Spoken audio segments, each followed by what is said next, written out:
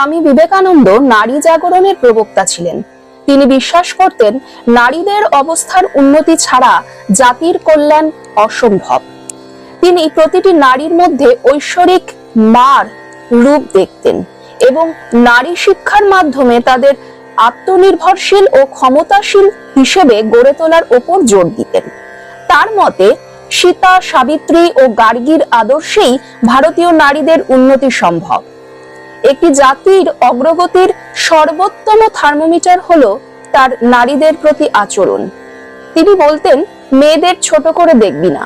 তিনি নারীদের তাদের অন্তর্নিহিত দেবত্ব উপলব্ধি করতে বলেছিলেন।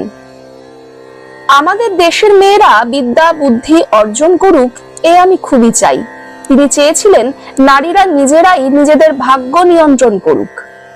সীতাকে তিনি ভারতীয় নারীর আদর্শ অর্থাৎ ধৈর্য, পবিত্রতা ও নিষ্ঠার প্রতীক হিসাবে তুলে ধরেছিলেন। মনুষ্য জাতির অংশ হিসাবে আমি ও তুমি এক।